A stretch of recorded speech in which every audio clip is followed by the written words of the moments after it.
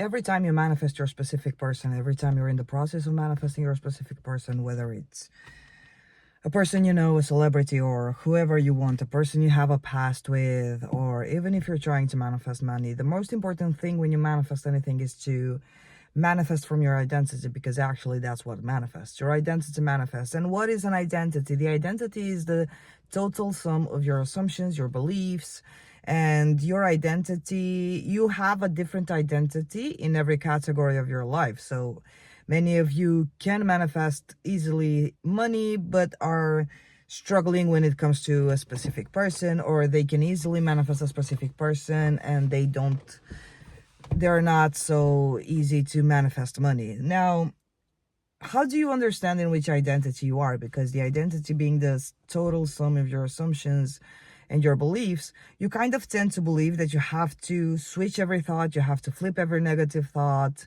And if you flip the thought, then you'll change your identity. But the thing is that flipping your thoughts can be very, very tiring, and you will be stuck in a loop where you obsessively have to flip your thoughts.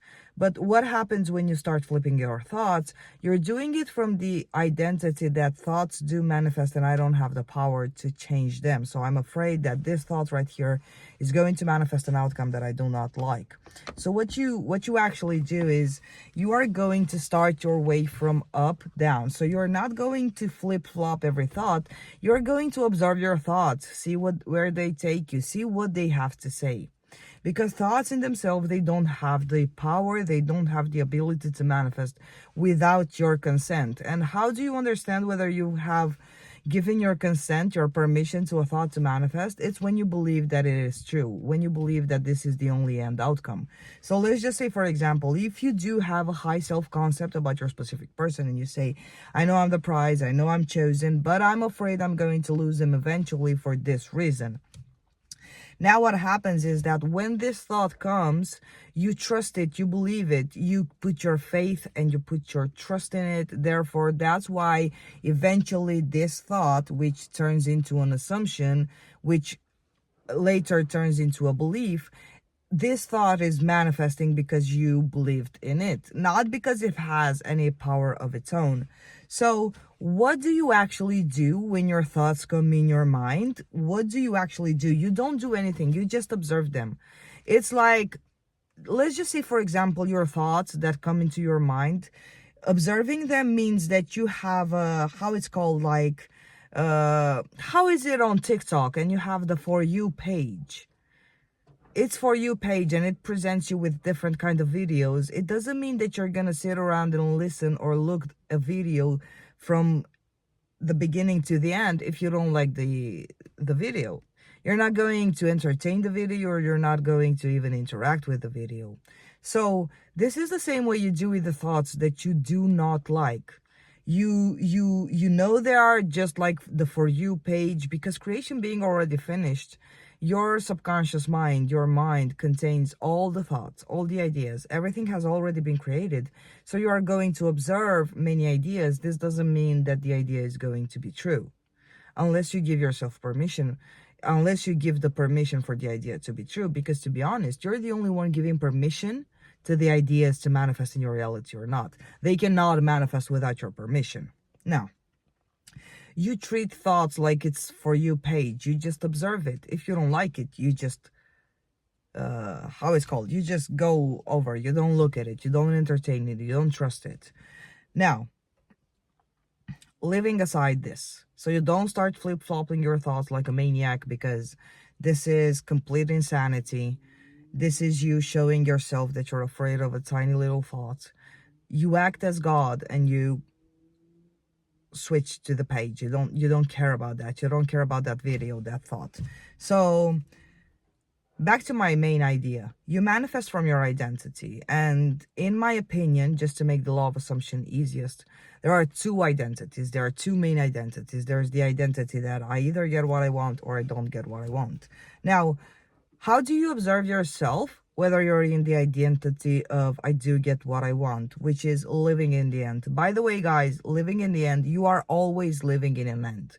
So either you're living in the end of I'm going to get what I want, I know I'm capable and able of manifesting my desires. you are still living in the end. When you say, I don't think I'm able or capable of living of manifesting my desire, you're living in a total opposite end. But you are constantly, daily, every second living in an end. Now, I don't want you to get stuck and analyze every day. Am I living in the end? Just assume you are. Don't make the law of assumption hard. This is your rule. This is the law of assumption. You can make your own rules. You don't have to sit around and analyze, because you're going to get lost in your own analysis, and you're never going to get to embody the version of you that has your desire. Because when you sit around and analyze everything, am I living in the end? Am I not living in the end? Do I believe I can get this? Do I believe I cannot get it? Let's see. Well, I couldn't get that in the past, therefore it means that I cannot get it now. So this is all bullshit. You have to cut the bullshit. So if you want to get to your end outcome, you have to cut the bullshit. You cannot drive your car pressing gas and brakes in the same time. Okay, so you have to go full speed forward, trusting your power and trusting yourself. Now, how do you observe yourself, whether you are embodying, whether you are being the person that will get your manifestation? And another parenthesis, because this is going to be like 5-in-1 video. For most of you that you do go by grammar and you do go by the right structure, and you are afraid of saying I will manifest because you tend to believe that it will put it far in the future, look back at your life and see, how did you manifest your whole life? You weren't talking in the present or in the past. You were talking in the future moment. I will get my car. I will get my SP. I will get my house. I will give birth. I will go to school. I would graduate. I will do this. I will do that. So it wasn't like I'm already graduated. This is nonsense. This is bullshit. Don't grasp on words. Rather grasp on the idea that I know I'm God. I can use whatever word I want. I'm not going to focus on my grammar. Because what's most important is the feeling of relief. What word gives you the feeling of relief? If you feel relieved that your manifestation is done by saying I already have it now, although I don't have proof in my 3D, I know I already have it now. Just a matter of seeking. You do already have it now. But just for saying. So if it feels right for you, and if you resonate by saying I already have it now, do so. Don't force yourself. If you do have a lot of resistance saying I do have it now, and if the I will have it, I know, I'm sure, it's written in the stars, I'm sure that I will have it. If this wording brings you the sense of relief, then go with that. Stop overanalyzing, stop overthinking, stop oversaying like, how am I supposed to say it? No, the feeling of the wish fulfilled is the feeling of being relieved. Now, back to our identity. How do you actually understand whether you're embodying the identity of being the person that has it or will have it, or the person not being? So, for example, let's just take the example of the specific person. You start affirming, I'm the prize, I'm loved, I'm worshipped. And then, when you start behaving in your 3D as the chaser, the beggar, the stalker, for sure you're not the identity that you claim yourself to be, that you're trying yourself to be. So your actions must match your words. Also, your reactions, I'm also talking about your reactions.